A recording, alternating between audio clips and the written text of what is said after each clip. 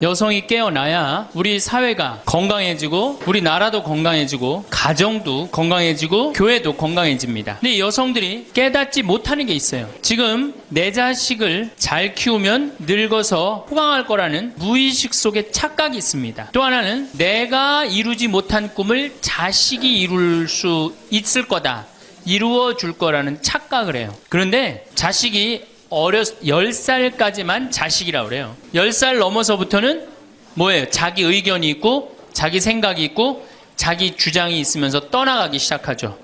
떠나가고 계속 떠나가는 거예요. 끝까지. 나이를 먹으면 먹을수록 가까워지는 게 아니라 어떻게 돼요? 나이를 먹으면 먹을수록 점점 멀어지는 게 자식입니다. 그러니까 21세기에 이 노인의 시대가 이제 도래를 했습니다. 불란서는 120년 만에 고령화 사회로 진입을 합니다. 근데 우리나라는 26년 만에 진입을 해버려요. 무슨 얘기냐? 지금 50, 60, 70대 되신 분들 이제 안 죽고 그대로 가는 거예요. 네. 그냥 불란서는 120년 동안 고령화 사회가 되면서 조금 죽었다가 보충되고 죽었다 보충되면서 조금씩 늘어났는데 우리는 그대로 이제 안 죽으면서 그대로 다 같이 가는 거예요. 이게 큰일이죠. 그럼 왜 안 죽느냐? 칫솔하고 페니실린 때문에 안 죽는다고 그래요. 칫솔. 이 칫솔이 나오기 전에는 이들이 다 상하니까 먹지 못하니까 빨리 죽잖아요. 근데 지금은 칫솔이 있어갖고 보통 60, 65살까지 가고 그 다음엔 또 이제 해 느니까. 그러니까 안 죽는 거예요. 영양 잘 공급되겠다. 페니실린이 있어갖고 뭐 병 들면 금방 고치겠다. 안 죽는 거예요. 얼마나 안 죽느냐? 지금부터 제가 하는 얘기를 잘 들으시기 바랍니다. 제가 경기도 광주 능평 성당에 본당 신부로 있을 때 87살 먹은 루시아 할머니가 있었어요. 근데 이 할머니가 6.25 때 남으로 넘어왔어요. 근데 6.25 때 남편이 세상을 떠났어요. 그리고 아들 둘을 서울대 고대 상경대학을 졸업을 시켰어요. 혼자서 이렇게 아들들을 둘 다 은행장을 하고 있고 얼마나 할머니가 출세를 했어요. 그런데 이 할머니하고 아들 출세한 건 전혀 상관없어요. 이 할머니가 77부터 방에 들어누웠어요. 그러니까 10년 동안 방에 들어누우면 무슨 생각밖에 안 들어요? 외롭고 정말로 아침부터 밤중까지 가만히 들어누워 있는데 무슨 삶의 낙이 있겠어요? 내가 봉송체를 가면 할머니가 항상 제 손을 붙잡고 신부님 왜 레지오 단원들이 방문도 안 오느냐고. 북에서 넘어왔으니 친척이 있어요? 누가 있어요? 아무도 없는데 레지오 단원들이 활동으로 방문을 해야 되는데 왜 이 성당은 방문도 안 하느냐고. 그래서 우리가 신설 성당이라 그런 게 없어서 그렇다고 할머니. 그러면서 할머니가 내 손을 꼭 잡고 뭐라고 그러냐면 신부님은 하느님하고 잘 통하지 않으냐. 하느님하고 잘 통하니까 나 좀 빨리 데려가게 기도 좀 해줘라 하느님한테. 하느님 뭐 하시는 거냐? 나 좀 데려가지. 살 만큼 살았는데. 그러면 내가 이제 할머니 손을 꼭 붙잡고 뭐라고 그러냐면 할머니 걱정하지 마세요. 내가 성당 가서 어떻게 좀 해볼 테니까 걱정하지 마세요. 제가. 그렇게 이제 할머니하고 봉송체를 한 6개월 동안 했는데 6개월 만에 아들이 밤에 전화가 왔어요. 신부님 우리 어머니 돌아가실 것 같다는 거예요. 왜 그러냐 그러니까 화장실에서 넘어져갖고 갈비뼈 2대가 부러진 거예요. 근데 이 할머니가 87인데 몸이 말랐어요. 갈비뼈 2대 부러지면은 그 나이에 똑 부러졌다고 그러는데 거의 즉사예요. 80 넘어갖고 뼈 부러지면 뼈가 안 붙어서 죽는 경우가 되게 많거든요. 그래서 내가 이제 병자 가방을 들고 쫓아갔어요, 할머니한테. 그랬더니 할머니가 막 숨을 몰아 쉬더라고요. 그래도 제가 보좌 신부를 16,000명, 13,000명 이런 데 보좌 신부도 하고 본당 신부도 한 4,000명, 5,000명 해갖고 또 병자 성사를 많이 해갖고 딱 보면 알아요. 3개월 갈 거다. 한 달 갈 거다. 그래서 내가 아들한테 그래요. 한 3개월 갈 것 같으니까 3개월 정도 준비하라. 그럼 3개월 후에 어김없이 딱 가는 거예요. 근데 그 할머니를 딱 보는데 그날을 못 넘기겠더라고요. 그래서 이제 할머니 손을 붙잡고 할머니 나하고 오늘 못 넘길 것 같으니까 나하고 총 고해성사 하자. 할머니 하느님이 열심히 믿었고 좀 아들들 훌륭하게 잘 키웠고 매일 그렇게 묵주기도 했으니까 내 생각에는 할머니 직천당이다. 오늘 돌아가시면 바로 오늘 하늘나라 올라가시는데 가면은 요셉 성인도 보고 베드로 성인도 보고 싶은 남편도 보고 성모님도 보고 예수님도 보고 내 안부도 전해줘라. 바로 가니까. 예. 할머니는 내 손을 꼭 붙잡고 뭐라 그러냐, 신부님 그동안 너무 고마웠다는 거예요. 올 때마다 사탕도 갖고 오고 선물도 갖고 오고 내 얘기도 들어주고 그래도 외롭지 않게 신부님 왔을 땐 행복했다는 거예요. 그래서 이제 내가 할머니 손을 잡고, 할머니 장례미사 내가 잘해줄 테니까 강론도 잘하고 걱정하지 말아라. 하여튼 직천당 가서 이제 안부도 전해주고 내가 강론 잘해줄 테니까 걱정하지 말고 잘 가셔라. 할머니는 그동안 너무너무 고마웠다. 그러면서 이제 서로 손을 꼭 잡고 죽기로 이제 합의를 이제 봤어요. 이제.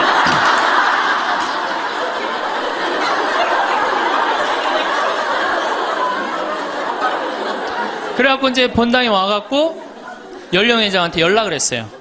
우리 그 루시 할머니 돌아가실 것 같으니까 빨리 가서 임종경 해라. 그 사무장한테는 내가 이제 내일 아무래도 장례가 나을 것 같으니까 장례 준비를 해라.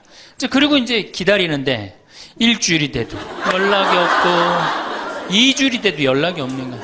한 달 만에 다시 봉송체 신청이 들어왔어요.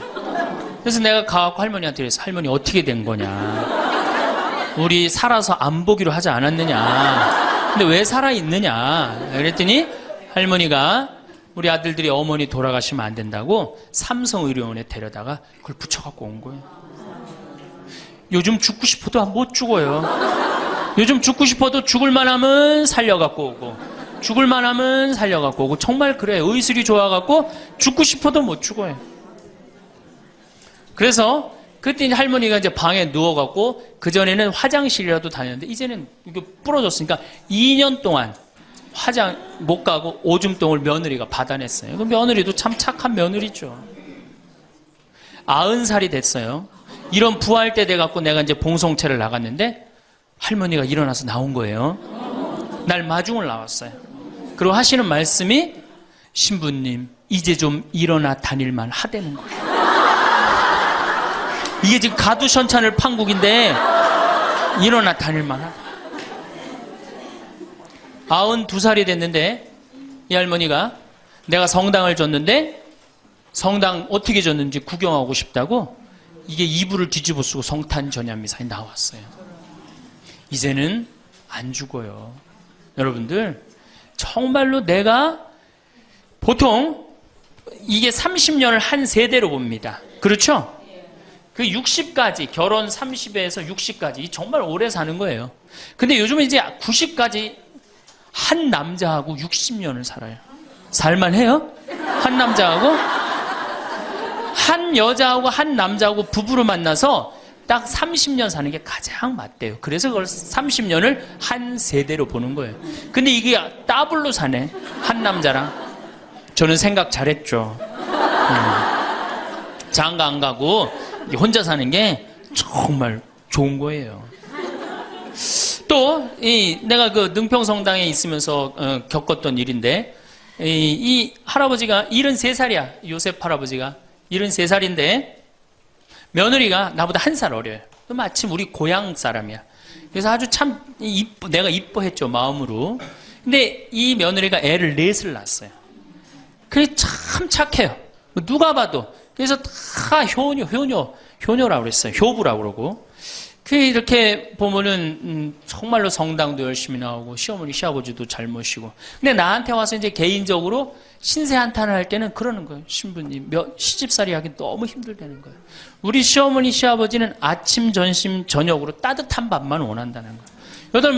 8명을 아침 점심 저녁 밥 세끼를 한다고 생각해 보세요. 힘들겠어요? 안 힘들겠어요? 여러분들 힘들겠죠? 네. 그래서 내가 이제 그 마음으로 이제 새기고 할머니 할아버지들을 모시고 온천을 간 적이 있어요. 다 온천을 이제 끝나고 난 다음에 이제 우리 할아버지가 이제 73살 먹은 요셉 할아버지가 막걸리를 근사하게 드시더라고. 그래서 내가 할아버지한테 그랬어요. 한 잔 따라 드리면서 할아버지 왜 밥 세끼를 집에서 먹느냐.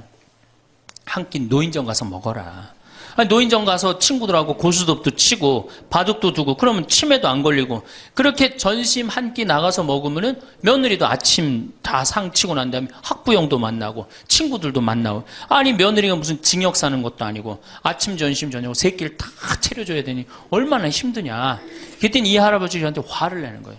신부님, 난 노인정 가기 싫다는 거예요. 아니, 왜 노인이 노인정 가기 싫으냐? 그랬더니 이 할아버지가 저한테 명언을 했어요. 무슨 명언을 했냐면, 형들이 심부름을 시켜서 가기 싫다는 거예요.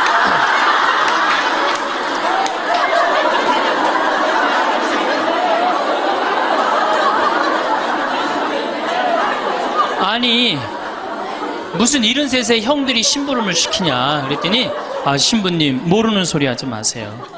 자기가 딱 나타나면은 술 받아와라, 라면 끓여라, 그런다는 거예요. 그래서 노인정 가기 싫다는 거예요. 제가 그때 너무 충격을 받아갖고 벌써 5년 전 얘기예요. 수원에 있는 아버지한테 가서 물어봤어요. 아버지 노인정 가세요. 그때 아버님이 73이셨어요. 아버님 노인정 가세요 안 가세요? 그랬더니 안 간다고 화를 내시더라고. 아니 왜 노인정, 집에는 우리 어머니 아버지만 살고 자식들은 한 1km 반경에 떨어져서 살거든요. 왜 안 가시냐고 그랬더니 우리 아버님 하시는 말씀이 형들이 청소시켜서 가기 싫다.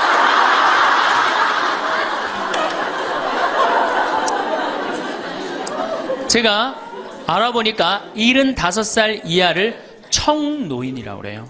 청년 노인이라는 거예요. 청년 노인. 이제 안 죽어요. 제가 여기 3년 전에 수원 고등동 성당에 95살 먹은 할머니가 오셔갖고 래프팅 하고 가셨어요. 배 타는 거 있죠? 그래서 내가 그때 그랬어. 할머니 참 죽기 전에 이렇게 래프팅도 하고 가니까 너무 좋다고 그랬더니 그 할머니가 나도 원이 없다고 이렇게 이 나이에 래프팅, 배 타고 강에 래프팅을 했다고. 작년에 97인데 또 와서 또 하고 갔어요. 그러니까 여러분들 100살 산다는 거 지금 막연한 얘기가 아니에요. 여러분들 100살 산다는 게 확실하게 여러분들은 앞으로 남은 인생이 50년 남아있어요. 이렇게 오래 살 줄 모르고 지금부터 이제 중요한 얘기예요. 지금부터 잘 들어요.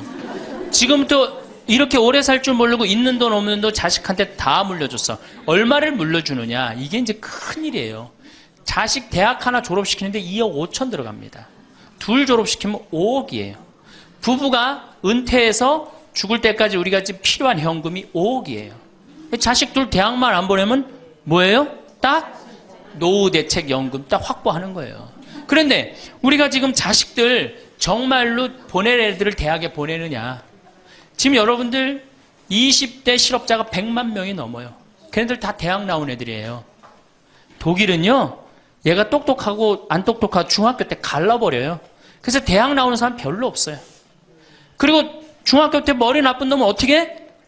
아니, 기술 배워갖고, 기술을 배워갖고 월급 별 차이 없어요. 근데 우리는 돌머리든 돌머리가 아니든 다 대학을 가잖아요. 그러니 이름으로 대학은 나왔고 기름칠하는 일을 하기 싫고 그냥 취직을 안 하는 거죠. 이걸 한량이라고 그럽니다. 한량. 그러니까 공장에는 일할 사람이 없고 실업자는 흘러넘치고 그래서 공장에 일할 사람을 채우기 위해서 캄보디아, 베트남에서 사람들이 오고 이게 우리나라가 망조로 가는 길 아닙니까? 여러분들 대학 공부할 애들이 사실은 몇 명이나 돼요. 그러니까 내가 깡통이야. 깡통인지 안 깡통인지 여기 지금 젊은 엄마들 꽤 왔는데 딱 보면 알아요, 몰라요? 알죠? 내가 정말로 1등을 하는 애인지 꼴등을 하는 애인지 금방 드러나잖아요. 여러분들이 포기를 못해서 그렇지. 이 깡통한테 있는 돈 없는 돈 다 쏟아붓어. 그래갖고 이 깡통이 천재가 되면 모르는데 겨우 원서만 넣으면 되는 대학을 나왔단 말이야. 그래갖고 취직을 못해. 그래갖고 놀고 있어. 근데 중요한 건 내 주머니가 이 깡통한테 쏟아 넣느냐고 내 주머니가 뭐가 됐어? 깡통이 됐어. 이 집 뭐 하는 집안이에요? 깡통 차는 집안 되는 거예요.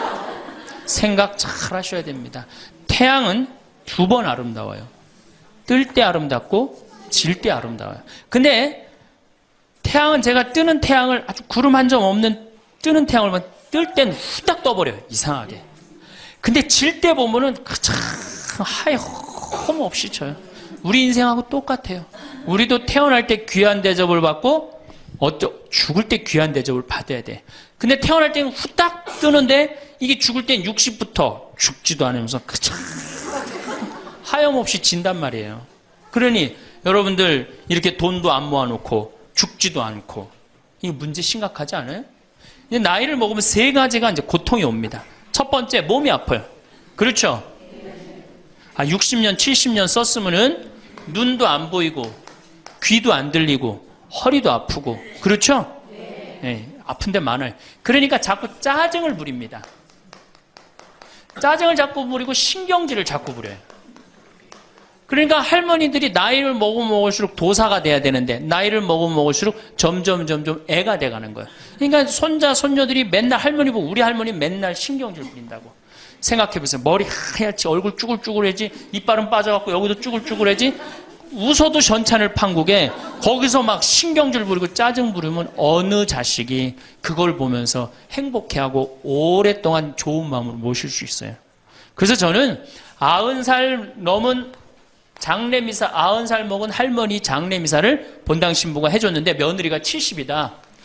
그러면은 본당 신부는 장례미사 하자마자 바로 교황청에 연락해갖고 이 70 먹은 며느리 90살까지 모시고 산 이 며느리 바로 교황청에 연락해서 시성식 해줘야 돼.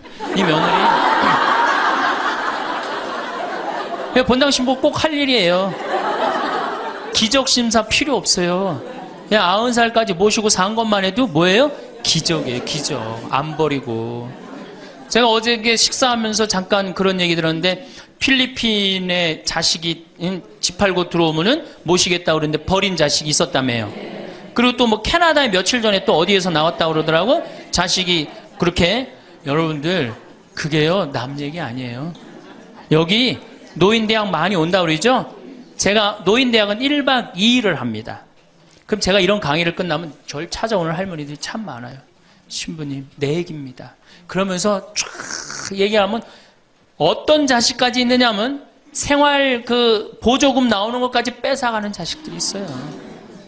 여러분들 얘기야 무슨 아이고 여러분들 지금 자식 걱정할 때가 아니에요. 자, 몸이 아프면은 이제 이가 이제 문제가 생겨요. 그렇죠? 치과에를 갑니다. 치과에를 갔더니 의사 선생님이 하시는 말씀이 할머니 틀니로 하려면 300만 원, 걸으려면 500만 원, 임플란트로 하려면 3천만 원입니다. 이 돈 있어요, 없어요? 없습니다. 그러니까 추석 전에 아들한테 전화를 합니다. 한 달 전에 얘야 내가 요새 이가 아파갖고 소화도 안 되고 골도 아프고 잠도 안 온다. 그럼 아들놈이 딱 알아들어야 돼요.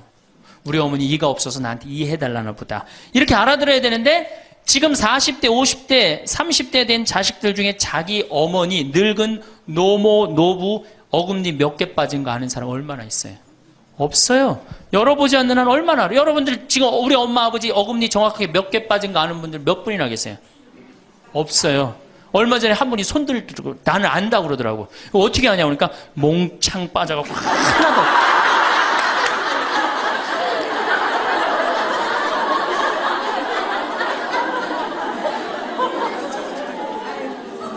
그러지 않는 한 자기 부모님 어금니 몇 개 빠진 거 아는 사람 없어요. 제가 지금 강의를 한 10만 명 이상 했는데 정말로 아는 사람들 없어요. 그러니까 이 아들놈이 한다는 소리가 어머니 소금으로 양치하세요. 헬 이빨이 있어야지 소금으로 해든지 말든지 했지. 이 속으로 끓는 거죠. 2주 전에 또 전화를 합니다. 얘야 내가 요새 이가 더 아파갖고 소화도 안 되고 잠도 안 오고 골도 더 아프다. 어머니 왜 이렇게 내 말을 안 듣느냐고 소금으로 해래니까.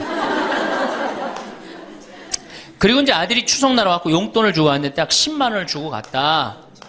그러면은 이때부터 미치는 거예요. 이때부터 속이 끓기 시작하는 거예요.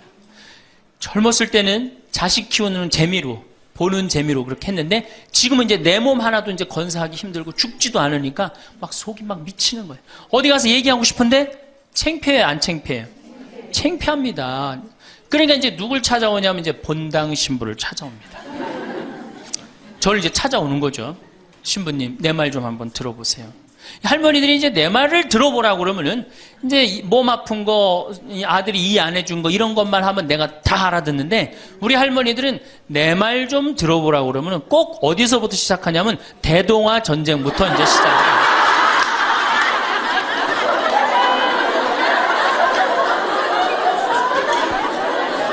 이래야지 이제 속이 풀리는 거예요.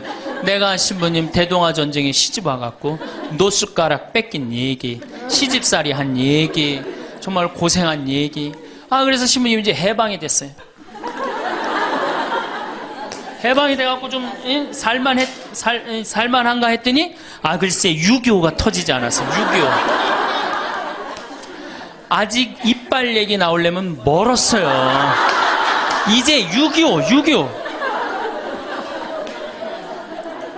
일사후퇴 얘기. 그리고 이제 53년부터 참 우리 지금 70대 80대 된 할머니 할아버지들한테 잘해야 돼요. 53년부터 62년까지 똥구멍이 찢어지게 가난하게 고생한 얘기 합니다. 전 정말 몰랐어요. 똥구멍이 찢어지게 가난하다는 얘기를 참 많이 들었는데, 그래서 할머니한테 한번 물어봤어요. 할머니, 똥구멍이 찢어진 게 뭐예요? 신부님, 말도 마십시오. 6.25 전쟁 때 여러분들 2차 세계대전에 쏟아놓은 폭탄을, 그거 남은 폭탄 다 우리나라에 다 쏟아붓었어요. 그러니 전쟁 끝나고 뭐가 있어요? 전부 다 폐허가 돼갖고 아무것도 없죠. 가을에 우리나라가 한 85% 이상이 소작농이에요. 겨우 자기 해 먹을 거 그것밖에 안 됐어요. 전쟁 끝나고 9월에 이제 추수를 합니다. 9월에 추수를 하면 먹을 게 언제 떨어져요? 2월에 떨어져요. 그럼 보리는 언제 펴요? 5월에. 여러분도 오시면서 보리밭 보셨어요. 보리밭 이렇게 있는 거. 5월에 이제 보리가 피면은 2, 3, 4, 5월을 견뎌야 되는데 먹을 게 있어요? 없죠. 그러니까 산에 풀뿌리 캐서 먹고 나물 캐서 먹고, 그것도 모자라면 이제 뭐를 캐서 먹느냐면, 뭐를 먹느냐면 소나무 껍질 안에 하얀 속살, 그거를 이제 벗긴다 그래요. 그걸 벗겨갖고 말린다 그래요. 말려갖고 그걸 간대요. 할머니들 옛날 할머니들 생각나시죠? 그걸 갈아갖고 국에 넣어서 먹으면은 국이 빨간데 국을 먹으면 배가 부르대요. 또 거기다 밥을 해서 먹어도 배가 그렇게 부르대요. 옛날엔 배가 고파 죽겠는데 배 부르면 최고 아니에요. 배는 이제 먹었는데 이제 배는 부르는데 문제는 이게 섬유질이 엄청나게 강한 거예요. 이게 야채나 뭐 채소나 과일의 섬유질하고 틀리대요. 그래갖고 이제 이게 들어가면 소화가 안 되고 딱딱하게 굳는 거예요. 수분이 빠지고. 대장에 가면 이제 딱딱한 돌덩어리로 굳는 거예요. 그 딱딱한 돌덩어리로 굳은 걸 빼내려고 그러니 똥구멍이 찢어지는 거죠. 신부님, 똥구멍이 찢어지게 가난하게 고생한 얘기. 그리고 이제 내가 자식들을 이제 내 자식만은 고생을 시키지 않으려고 정말 내가 먹고 싶은 거, 쓰고 싶은 거, 다니고 싶은 거 안 하고 논 팔고 소 팔고 정말로 고생해서 내 자식을 키워놨는데, 내가 늙어서 이해해달라고 그러는데, 아니 이 10만 원을 갖다 줬으면 신부님 억울해서 못 살겠다, 분해서 못 살겠다, 그 얘기를 해요. 이 얘기가 사실 남 얘기가 아니에요. 제 얘기예요, 제 얘기. 제가 아버님 70살 때 종합검진을 해드렸어요. 종합검진을 이렇게 해드렸는데 깜짝 놀랐어요. 결과를 보고 어금니가 하나도 없으신 거예요. 어금니가 하나도 없어. 그래서 아버지, 제가 맨날 이렇게 갈비집에 가서 갈비 사드릴 때 뭘로 드셨느냐고 그랬더니 아들 신부가 사주는 거라 앞니로 그냥 대충 씹어갖고 삼켰다는 거예요. 정말 기가 막히죠. 내가 전국에 다니면서 강의를 이렇게 했는데 내 아버지 입 빠진 건 모르고 참 창피하더라고요. 그래서 마침 내가 이제 치과 의사 하나를 세례를 줬어요. 그래서 불렀어요. 내가 너 세례를 줬는데 내가 네 세례를 주면 내가 네 영적인 아버지다. 근데 우리 육적인 아버지가 이가 하나도 없다. 돈은 내가 요것밖에 없으니까 네가 아버지다 생각하고 완벽하게 해놔라. 뭐 가장 정성을 들여서 해놔라. 내가 뭐 그 병원도 축성도 해주고 다 해줬으니까. 그래갖고 정말 아버지 하듯이 아버지라고 그래라 그냥. 그래, 아버지 하듯이 거의 1년 동안 매주일 공사를 한 거죠. 그래갖고 완벽하게 해드렸어요. 그 다음부터 이제 갈비집에 가도 이제 심지까지 뜯어 드시고, 그 다음부터 이제 지리산 꼭대기까지 뛰어 올라갔다 뛰어내렸다. 두 번째, 친구가 없어요. 이거 아주 중요한 겁니다. 몸 아픈 거. 우리나라가 OECD 국가 중에 노인 자살률이 1위입니다. 누구보다 높아요? 일본보다 2배가 높아요. 일본은 고독사 하기로 유명한 나라예요. 늙어서 혼자 죽기로 유명한 나라예요. 근데 우리나라는 그 나라보다 자살률이 2배가 높아요. 왜? 경제적인 이유 때문에. 왜? 여러분들 여기 이제 할머니 할아버지도 몇 분 계신데, 자, 내가 돈에 주머니가 없어. 그럼 바깥에 나가고 싶어, 안 나가고 싶어요? 당연히 안 나가고 싶어요. 아, 내가 저 모임에 나가갖고 뭘 한번 얻어먹었어. 그 다음에 내가 그 친구한테 사줘야 되는 내가 돈이 없어. 그 다음 만나게 돼요? 안 만나게 돼요? 나이 먹어갖고 돈이 없으면 자신이 없어져요. 자신이 없어져요. 그러니까 여러분들 자식 초등학생이 학원비가 50만 원, 지금 중학생이 70만 원, 고등학생이 90만 원이에요. 그러면은 내가 이 90만 원 중에 20만 원만 떼어서 어머니 용돈 줘봐. 우리 어머니 신나서 살걸? 근데 내 자식 학원비 90만 원 안 갖고 오는데 부모 30만 원 용돈? 여러분들 지금 자식들이 부모한테 용돈 얼마 주는 줄 아세요?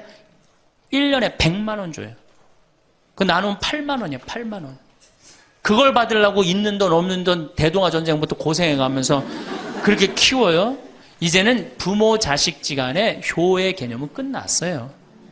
효는 끝났다고 그래요. 많은 사회학자들이 효는 끝났다. 사랑만 남아있다는 거예요. 이 얘기도 이제 제가 곧 할 거예요. 자, 친구가 없으니까 속이 좁아져요. 그렇게 했어요? 안 그렇게 했어요? 아니, 친구들이 있으면 얘기도 좀 하고 속도 풀고 그러면 속이 좀 이게 풀려 맺혔던 것도 풀잖아요. 집안에서 이제 친구가 없으니까 가만히 방 안에서 이제 뒷방 벽에 이제 어느 학자가 우리나라 노인을 뭐라 그래요? 쥐처럼 깜깜한 방에서 웅크리고 앉아있다고 그래요. 우리 할머니들이 내가 봉송체 가면 하고 있는 일이 깜깜한 방에서 진짜 웅크리고 앉아있어요. 쥐처럼. 그러니까 할 일이 뭐가 있어? 벽에다가 인생 복귀하는 거죠. 대동아 전쟁 생각하고 한숨 한 번 쉬고 6.25 생각하고 한숨 한 번 쉬고 이빨 안 해준 거 생각하고 한숨 한 번 쉬고 여름에 냉면을 먹고 싶어. 그러면은 큰아들이 사줄래나 둘째 아들이 사줄래나 막내 아들이 사줄래나 기다리는데 한 놈도 안 사줘. 그러면 언제 그걸 갖고 있다가 터트려요? 추석 때 터트립니다. 내가 옆집 할망구는 그 자식들이 와서 갈비도 사주고 냉면도 사줬다는데 나는 자식이 6, 7인데 나한테 냉면 사주는 자식 하나도 없다고. 냉면이 얼마나 해요? 5,000원, 10,000원이면 하죠? 그럼 자기 돈으로 사 먹으면 되는데 우리 할머니, 할아버지들은 자기가 자기를 위해서 돈 쓰는 걸 할 줄 알아요? 몰라요? 몰라요. 정말 이거 큰 문제예요.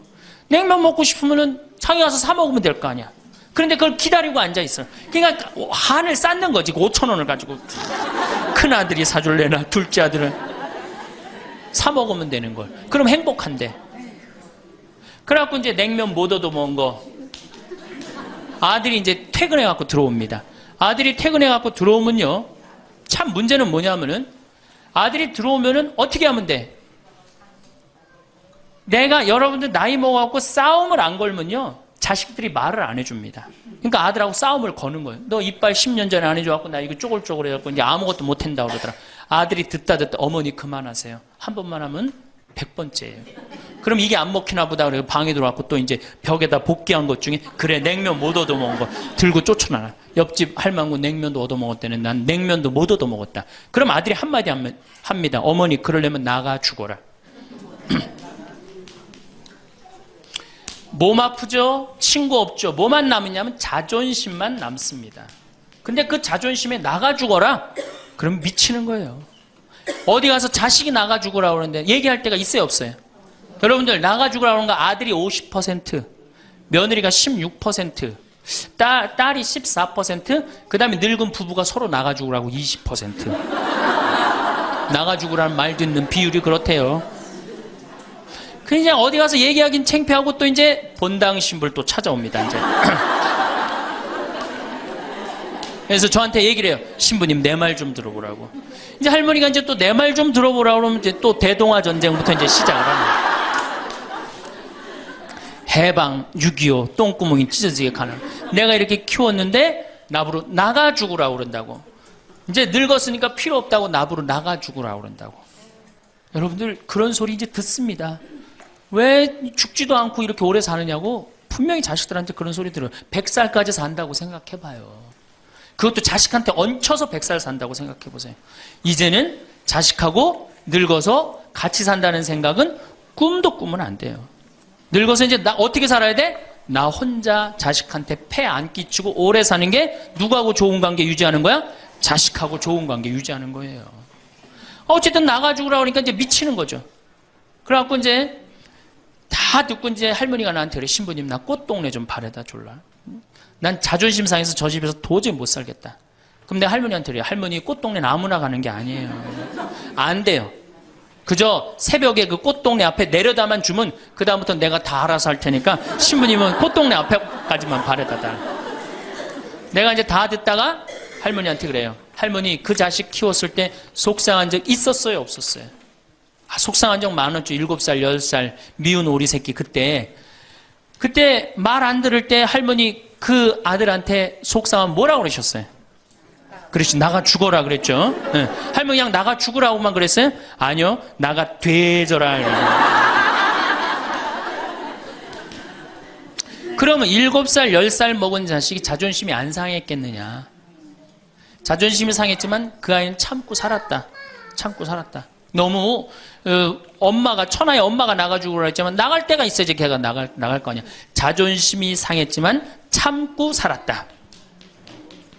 이제 누구 차례다? 할머니가 참고 살 차례다. 아들도 나가 죽으라 그랬을 때 참고 살았다면 이제는 할머니가 나가 죽으라 할 때 참고 살 차례다. 지금 나가면 누가 할머니를 걷어줄 거냐? 오로지 부모라는 이유 하나로 한 집에 살아주는 것만 해도 고맙게 생각하고 할머니가 할머니의 노년을, 할머니의 남은 생애를 준비하지 못한 할머니 잘못이다. 누구 탓할 거 아무것도 없다. 그럼 무슨 생각을 하는지 가서 참고 살아요. 참고 살아야지 어떻게 할 거야. 이제 안 죽으면서 진짜 문제가 발생합니다. 여기 뒤에 계신 분들 잘 들으세요.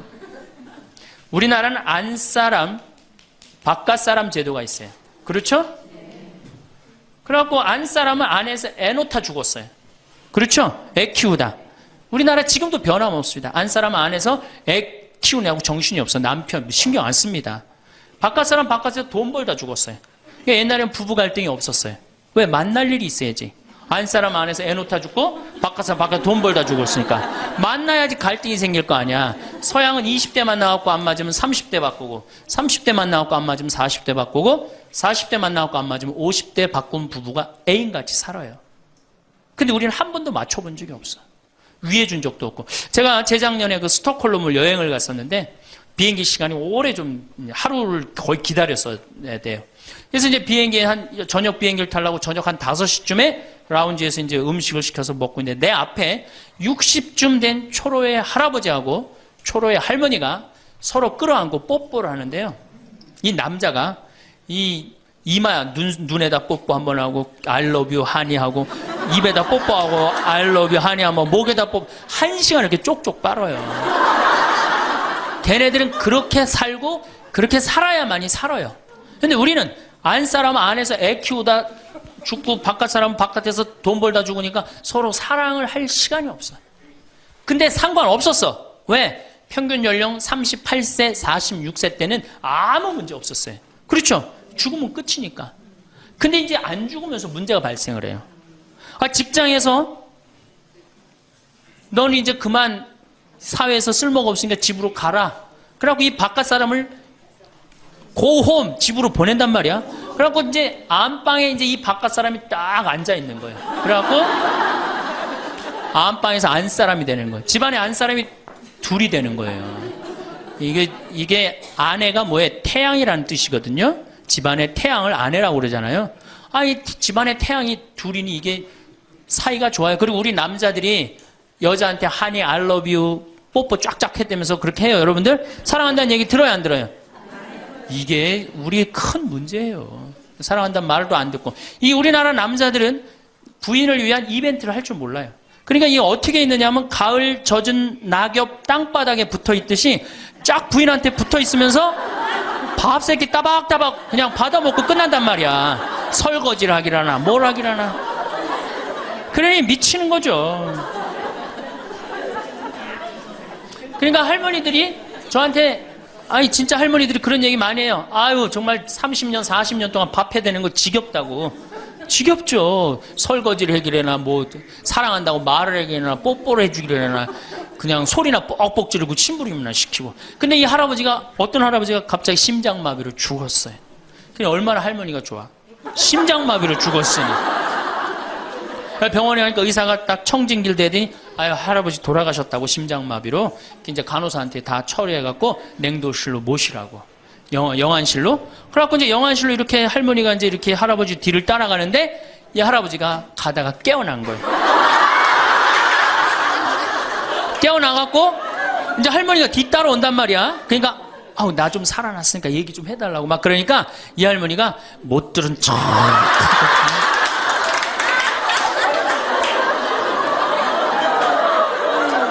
할아버지가 조금 있으면 완전히 이제 냉동고로 들어가게 생겼단 말이야. 말은 안 나오고 더 애절하게 나 좀 살아났으니까 얘기 좀 해달라고. 그러니까 이 할머니 하시는 말씀이 할아버지 다리를 치면서 이 양반아 의사가 죽었대는데 왜 이렇게 말이 많으냐고.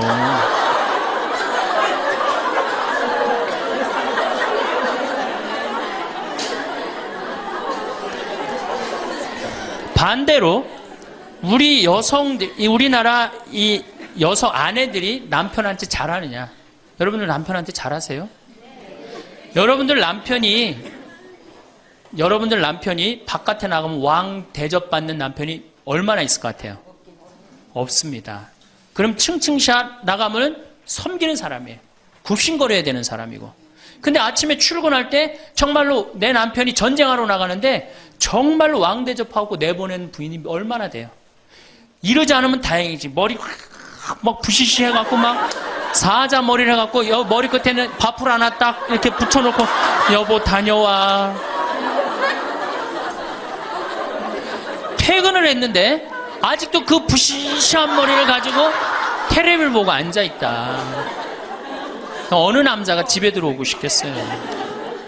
여기 평창에 대유라는 룸사롱이 오픈했어 작년에. 서울 아가씨 항시 30명 대기 이렇게. 그러면 여러분들 남편이 어디 가면은 왕대접 받아요. 그러니까 여러분들이 남편을 룸사롱으로 내모느냐 집안으로 끌어들이냐 누구한테 달려있는 거야? 여러분들한테 달려있어. 그런데 그래서 일주일에 한 번 남편을 위해서 요리를 하라는 거예요. 부인이. 정말로 지혜로운 부인은 요리를 한 번씩 하라는 거예요. 그래서 낙지볶음도 하고 요새 그 텔레비에 보면 이렇게 홍어 이렇게 삭힌 것도 많이 홈쇼핑으로 보내주잖아요. 딱 해갖고 삼합 딱 해갖고 와인 하나 딱 준비하고 이브닝 드레스도 좀 쫙 입고 이런 이벤트가 있어야지 60년을 같이 살지. 무슨 재미로 60년을 살아요. 이건 뭐 김치찌개 한번 해줬단 말이야. 부인이 저녁에 김치찌개 해줬는데 다음날 아침에 출근할 때 보니까 그거 졸여갖고 이제 또 내놨단 말이야. 저녁에 퇴근할 갖고 왔는데 그걸 볶아갖고 또 내놨어.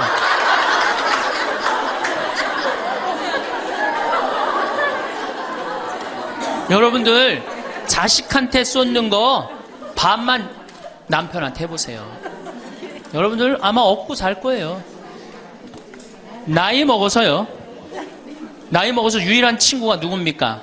남편이고 아내밖에 없어요. 제가 평택에서 본당 신부를 할 때 할머니 한 분이 남편이 평생 바람 피고 노름하고 술 먹고 나가서 딴살림 했어요. 근데 이 할아버지가 늙어갖고 중풍이 걸린 거예요. 중풍이 걸려갖고 반신불수가 되고 집에 들어온 거예요. 그러니 이 할머니가 믿겠어요? 안 믿겠어요? 밉죠. 나만 보면은 빨리 죽었으면 좋겠다. 매일 입버름처럼 했어요.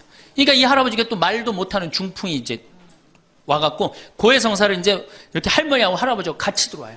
그래갖고 이제 할머니가 이제 할아버지 잘못한 걸 다 나한테 얘기를 해줘요. 그러면은 할아버지가 그걸 받아들이면 되는데 안 받아들입니다. 할머니를 때리는 거예요. 내가 언제 그랬느냐. 그러니 내가 봐도 저 할아버지 양심도 없구나. 그냥 젊었을 때 저러더니 늙어서 고해를 대신까지 해주는데 얼마나 고마워. 그런데도 그냥 그 할머니를 때리고 저렇게 구박을 하니 참 정말로 빨리 죽었으면 좋겠다. 그런 생각을 했어요. 근데 그 할아버지가 돌아가셨어요. 마침 내가 있을 때. 그래서 내가 장례 미사를 해주고 할머니 손을 꼭 잡고 그랬어요. 할머니 이제 그동안 고생 많이 했으니까 이제 편안하게 집에 가서 이제 행복하게 쉬시라고 남은 여생. 그래갖고 이제 할머니를 보냈는데 그 밤 11시에 할머니가 전화를 했어요. 신부님 우리 집에 좀 와달라는 거예요. 한참 자는데. 왜 그러시냐고 그러니까 그 병상에 누워있던 남편이 없으니까 이 집이 그렇게 무섭고 쓸쓸하고 외롭고 허전하다는 거야. 지금 빨리 와서 기도를 해달라는 거야. 그래서 자다가 또 옷도 갈아입고 이제 내가 가고 그 할머니 이제 안수기도 해주고 이제 손잡고 기도해주고 오면서 늙어서 남편이 죽는다. 그날로 여러분들은 아무것도 아니에요. 완전히 홀로 되는 거예요. 그러니까 정말로 귀하게, 지금 자식을 귀하게 해줘야 돼? 남편을 귀하게 해줘야 돼? 그러니까 오늘 당장 집에 가고 학원 끊어요. 학원 끊고 대학 다닌 자식 있으면 당장 휴학시키세요. 자, 맨 마지막으로 이제 돈이 없어. 이게 이제 제일 큰 문제죠. 그렇죠? 돈만 있으면 어때요? 해요? 자식하고 관계가 굉장히 좋습니다. 돈만 있으면. 어느 정도로 좋으냐? 작년에 내가 여기 우리 생태마을에 콩을 계약 재배를 했어요. 계약 재배를 했는데 1억 원어치 정도 콩을 샀어요. 그런데 제가 무슨 일이 좀 생겨갖고 돈이 없어졌어요. 있던 돈이. 그 돈이 이제 한 2달이나 3달 후에 나오는데 농민들은 빨리 돈을 달라는 거예요. 계약 재배해갖고 왜 안 주냐. 그래갖고 쩔쩔 매는데 꼭 요맘때예요. 우리 어머니가 딱 오시더니 아들이 막 쩔쩔 매고 사람들이 막 농민들이 왔다 갔다 하는 걸 보고 왜 그러시냐고 신부님. 그래서 내가 원래 계약 재배를 했는데 돈이 원래 한 2억이 들어오기로 했는데 그 돈이 안 들어왔고 내가 지금 못 줘서 지금 너무너무 당황스럽다고 그냥 그 얘기만 저는 했어요. 근데 어머니가 일주일 동안 있기로 하셨는데 그냥 집에 가시더라고요. 우리 누나한테 가자 그랬더니 차로 가셨어요. 다음날 어머니가 전화를 하셨어요. 신부님 내가 그 돈 해서 보냈다는 거예요. 하루 만에 어머니가 그 엄청난 돈을 해서 보낸 거예요. 아들이 그냥 뭐 그런 거 고생하는 거 보기 싫은 거지. 그래갖고 그 돈을 해갖고 싹 일주일 만에 싹 정리했어요. 나는 어머니가 얼마나 고마운 줄 몰라요. 저는요 우리 어머니가요 안 죽었으면 좋겠어요.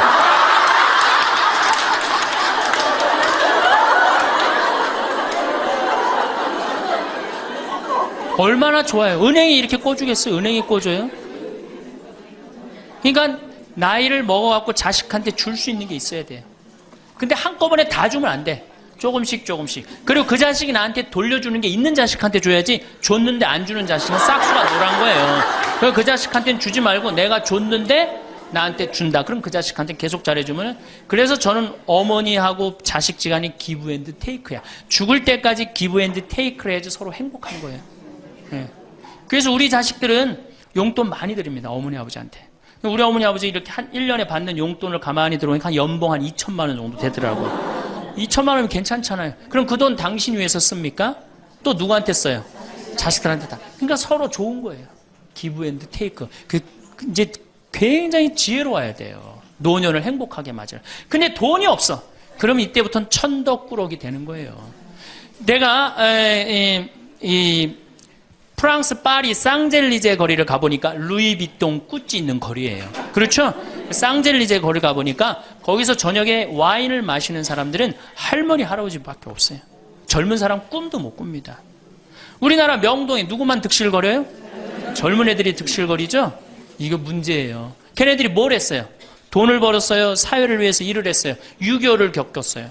우리나라 경제 발전을 이뤘어요. 아무것도 한 거 없는 애들이 무의미하게 돈을 쓰는 거예요. 그러니까 사회가 불안정한 거예요. 이태리 로마의 라보나 광장이라고 있어요. 라보나 광장에 가보면요. 거기도 저녁에 할머니, 할아버지 팔짱 다 7, 8분이 팔짱 끼고 숄 딱 거치고 와요. 그리고 와인 마셔. 젊은 애들은 꿈도 못 꿔요. 제가 오스트리아 비엔나에 비올라 공부하는 아이, 너 내가 맛있는 거 사줄게. 제일 좋은 데 가자. 그랬더니 시청 근처가 제일 식당이 좋대. 17명이 밥을 먹는데 15명이 할머니, 할아버지예요. 젊은 애들 어디 있냐 그랬더니 내가 밥 먹고 보여드리겠습니다. 그랬더니 밥 먹고 시청 뒤에 공원에 가니까 젊은 애들이 우유하고 빵하고 그렇게 밥을 때우더라고요. 전심을 다 그렇게 때워요. 젊은 애들 왜 여기 젊은 애들이 식당에서 밥 꿈도 못 꿉니다. 스포츠카 할머니, 할아버지들이 타고 다니지 젊은 애들 못 타고 다닙니다. 근데 우리나라는 명동에 가면 할머니, 할아버지 없는데 어디 가면 할머니, 할아버지 볼 수 있어요? 그렇죠. 탑골공원에 가면 거기서 배식 받아서 밥 먹고 있는 거. 이게 세상이 거꾸로 돌아가는 거예요. 나무는 뿌리가 튼튼해야지 나무도 튼튼합니다. 그렇죠? 나무가 튼튼해야지 열매도 튼튼한 거예요. 우리 사회도 할머니, 할아버지들이 행복해야지 누가 행복할 수 있어? 내가 행복할 수 있어. 내가 행복해야지 누가 튼실해? 열매가 튼실한 열매가 나오는 거예요. 근데 지금 우리나라 사회는 뿌리가 썩어가고 있어요. 뿌리도 썩어가고 나무도 썩어가고 당연히 모두 썩어가요? 열매도 썩어가는 거예요. 지금 썩어가고 있어요. 자, 우리나라가 178개 국가 중에 행복지수가 102등이에요. 102등. 왜 102등이겠어요? 태어나면서부터 글자 공부하기 시작해. 유치원 특목 유치원 다녀. 영어 배워. 중국어 배워. 일본어 배워.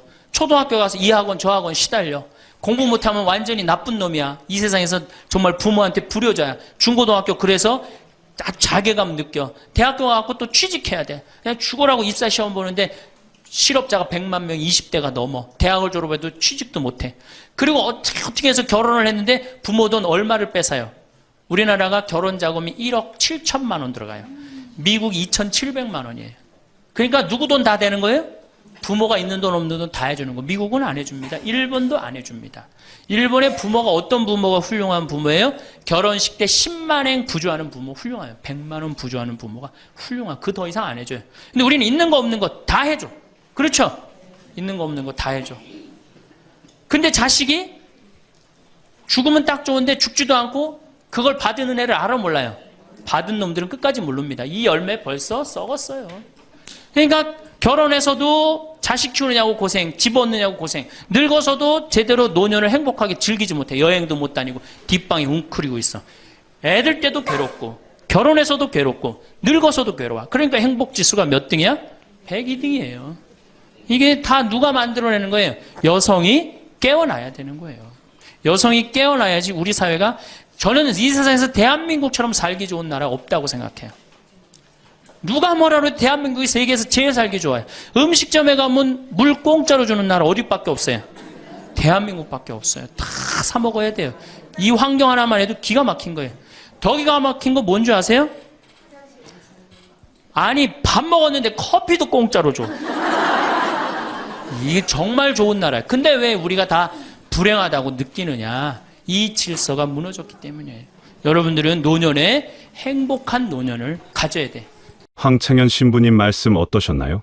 오늘 우리는 삶의 여정에서 마주하는 여러 순간들과 그 깊은 의미에 대해 함께 이야기를 나누고자 합니다. 살아오면서 문득 뒤를 돌아보게 되는 순간, 혹은 앞으로 다가올 날들에 대해 생각에 잠기는 때가 누구에게나 있지 않습니까? 오늘은 특별히 황창현 신부님의 지혜로운 말씀을 등불 삼아 우리네 삶의 다양한 국면들을 좀 더 따뜻한 시선으로 함께 들여다보고자 합니다. 21세기는 여성의 시대라는 말씀에 대해 어떤 생각들을 가지고 계십니까?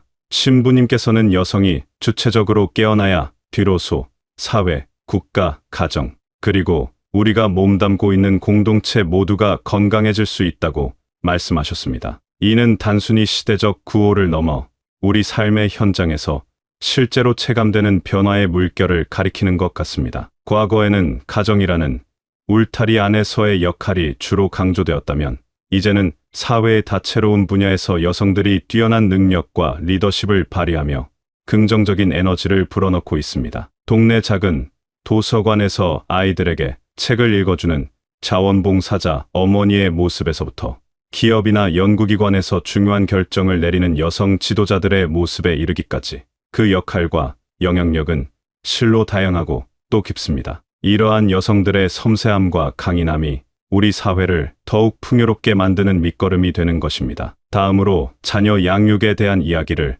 좀 더 나눠볼까 합니다. 내 품 안의 자식이라 여겼던 아이들이 어느새 훌쩍 자라 자신만의 세계를 구축하고 부모의 품을 떠나 독립된 개체로 서는 과정은 참으로 경이로우면서도 한편으로는 마음에 잔잔한 파문을 일으키기도 합니다. 신부님께서는 자녀에게 모든 것을 쏟아붓는 것이 때로는 부모만의 아름다운 착각일 수 있다고 지적하시며, 나이가 들수록 자녀와의 물리적, 심리적 거리가 생기는 것은 자연스러운 과정이라고 말씀하셨습니다. 자녀가 독립하는 시기는 부모에게도 새로운 시작을 의미할 수 있습니다. 어쩌면 자녀 양육에 쏟았던 열정만큼 그동안 미뤄두었던 자신만의 꿈이나 취미를 다시 발견하고 배우자와 함께 새로운 인생 이막을 설계하는 소중한 기회가 될 수도 있을 겁니다. 마치 잘 키운 나무가 스스로 열매를 맺듯 자녀들도 그들만의 인생을 가꾸어갈 힘이 있음을 믿고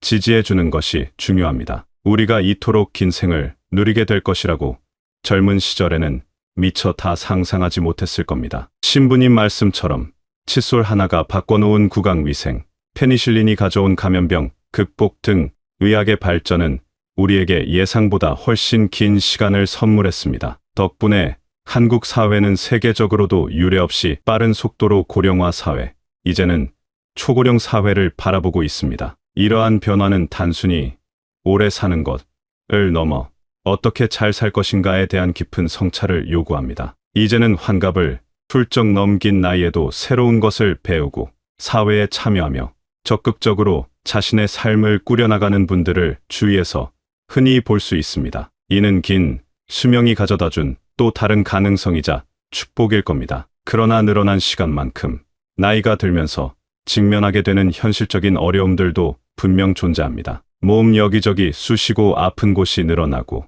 때로는 깊은 외로움이 밀려오기도 하며 예상치 못한 경제적 어려움에 마음 졸일 때도 있을 겁니다. 신부님께서는 노년의 고통으로 이러한 점들을 언급하시면서 특히 자식들에게조차 속 시원히 말 못하고 혼자 끙끙 앓는 어르신들의 안타까운 사연들을 전해주셨습니다. 예를 들어 스마트폰이나 키오스크 같은 새로운 기술에 적응하기 어려워 일상생활에서 소외감을 느끼거나 혹여 자녀들에게 짐이 될까 봐 아픈 것도 숨기시는 부모님들의 마음은 우리 모두를 숙연하게 만듭니다. 이러한 어려움들을 개인의 문제로만 치부할 것이 아니라 서로에게 좀 더 관심을 기울이고 지역사회 안에서 함께 돌보고 지지하는 따뜻한 연결망을 만드는 것이 무엇보다 중요할 것입니다. 정기적인 건강검진을 챙기고 소소하게라도 경제 계획을 세우는 등 스스로를 돌보는 노력 또한 필요합니다. 이처럼 길어진 노년기에 더욱 그 빛을 발하는 관계가 있다면 바로 부부 관계일 것입니다. 수십 년의 세월을 함께 동고동락해 온 배우자야말로 세상 가장 편안하고 든든한 내 편이 아니겠습니까? 신부님께서는 특히 한국 부부들이 서로에게 따뜻한 말 한마디, 애정 어린 눈빛을 보내는데 인색한 경향이 있다고 안타까워하시며 아내는 남편에게 정성 담긴 밥상을, 남편은 아내에게 진심 어린 칭찬과 사랑의 표현을 아끼지 말아야 한다고 조언하셨습니다. 함께 장을 보고 요리하며 소박한 일상을 나누는 것, 젊은 시절 추억이 담긴 곳을 다시 찾아 함께 웃음 짓는 것, 때로는 말없이 서로의 어깨에 기대 앉아 석양을 바라보는 것만으로도 큰 위로와 행복을 느낄 수 있을 겁니다. 서로의 건강 상태를 살피고 혹시라도 한쪽이 먼저 아프거나 떠나게 될 경우를 대비해 진솔한 대화를 나누는 것도 성숙한 사랑의 모습일 것입니다. 경제적인 안정 또한 행복한 노년을 위한 중요한 기반이 됩니다. 황창현 신부님께서는 노년에는 반드시 자신만의 곳간을 채워두어야 자식들 앞에서도 당당하고 누구에게도 아쉬운 소리 하지 않고 살아갈 수 있다고 힘주어 말씀하셨습니다. 자녀에게 모든 재산을 미리 증여하기보다는 스스로의 노후를 책임질 수 있는 부분을 확실히 남겨두고 자녀들에게는 필요할 때 조금씩 도움을 주면서 건강한 기브 앤 테이크 관계를 유지하는 것이 현명하다고 하셨습니다. 이는 단순히 물질적인 풍요를 넘어 노년의 삶에 대한 자기 결정권과 존엄성을 지키는 길이기 때문입니다. 예전처럼 자녀가 부모를 봉양하는 것이 당연시되던 시대가 아니기에 스스로 노후를 계획하고 준비하는 자세가 더욱 중요해졌습니다. 우리 사회가 안고 있는 여러 문제점들, 그리고 유독 낮은 행복지수에 대해서도 신부님께서는 따끔한 일침을 놓으셨습니다. 어르신들은 소외되고 젊은이들은 끝없는 경쟁에 내몰리며 힘겨워하는 현실, 물질만능주의가 만연하여 진정한 가치를 잃어버린 세태를 안타까워하셨습니다. 어쩌면